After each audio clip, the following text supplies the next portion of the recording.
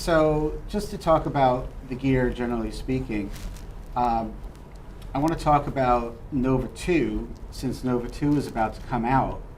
And we put out limited information about that. We're probably within 2 weeks or so of starting to ship our first ones. We're getting very, very close. What we've talked about on Nova 2, the basic Nova is a 16-track recorder, has 8 internal receiver channels if you get the two MRX 414 modules, has 4 mic pre's and 2 line inputs, 18 inputs.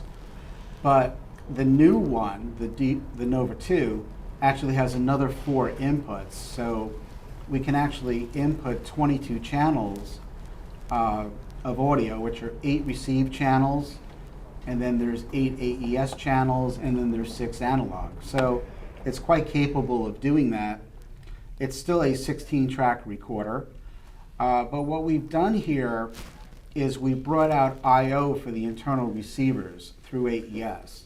If you have a receiver plugged into it, you can actually output AES audio directly. It's a direct AES out from the receivers, and you could feed that into another recorder so that you've got, basically a backup recording of that if you want to do it. So, you've got that I/O for the receiver, and if you don't have the receivers loaded into the Nova 2, you actually can use the same connections as more AES inputs.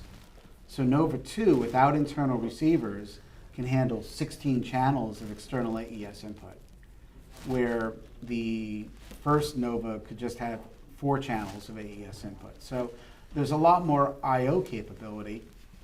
I do want to talk about Aria for a moment. There's an Aria in the back of the room, and it's a control surface really like none other. What we did is we invented our own faders. The fader is basically a magnetic sealed fader. So in other words, typical faders are basically a linear pot, and when you adjust it, you're basically sliding a pot. Okay, this has none of that. The problem with faders like that is they wear out, they get dirty, they get in the field, they get dirt in them, and people typically, depending upon where they work and the environments, end up changing out faders every 2 to 5 years, depending upon what's going on. With this, literally the fader is totally sealed, where you can use an air tool and just blow on the fader and blow any dust or dirt or sand out of it or whatever.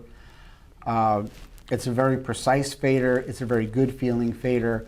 I invite you all to go back and go move one and see what it feels like. It's actually riding in a bed of Teflon, which of course, as we know from our cooking ware, is very low friction, very low stick, as it were.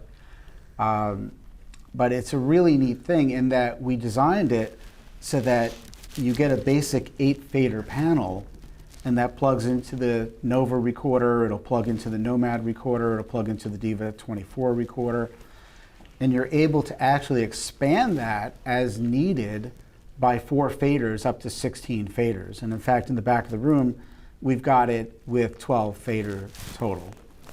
So it can grow with you. But the interesting thing about it is how flexible it is in terms of how and where you use it. You're actually able to take the 8 fader pack, which is only a 1/2 inch thick on the basic unit, and actually drop the fader panel into a sound bag, so that if you go on location, you just literally pull that fader panel out and you're ready to go. A lot of fader panels are, including ones we make ones that are bigger, heavier, and not really as suited to off sound cart use. And this is something that you can absolutely use on a cart, or if you want to bring it with you to do something, you can do it. I think there's a lot of people out there that either have very, very big carts, medium, or small mini carts, and some people actually have 2 carts or more, I guess. I think that, with our gear, what we try to do is make it so that it is as low power and as low weight and as, physically small a footprint as we can get. So basically you can put together anything you need for the job you need to do. I mean, you certainly can't bring, a big cart into like, kind of a walk-up building that has a small staircase. I mean, it just gets to be impossible. And, we want to make sure also that when you power your cart, that you can get away with the smallest power that you can. I mean, if you can run, easily 24 hours on a single car battery style thing or lithium battery, that's great. If you look at, comparisons of what our gear takes to run versus other solutions, literally, a sound cart with Zaxcom gear could be 100 pounds less than carts with rack-mounted gear and multiple batteries and what have you. Same thing goes for the sound bag. If you look at a sound bag and look at a sound bag with Nova, a Nova with 2 receivers in a bag is roughly 5 or 6 pounds. Where, typically speaking, you look at, bags that have, different recorders that are, much heavier, much more power hungry, separate receivers, time code, transmitters or what have you. It's quite easy to have a bag that weighs 15 to 20 pounds. And, certainly we want to make sure that, in this day and age, you're not forced to do that. Because there's a lot of people who tell you that, back problems are, pretty common in our industry. Not that Kevin here has back problems. Right? Shoulder problems.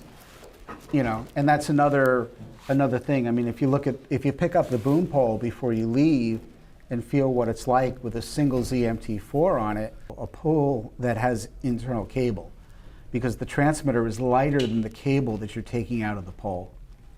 And of course you do that, there's no cable noise associated with that pole anymore. So, everything we do is really geared toward, low power, low weight, small size.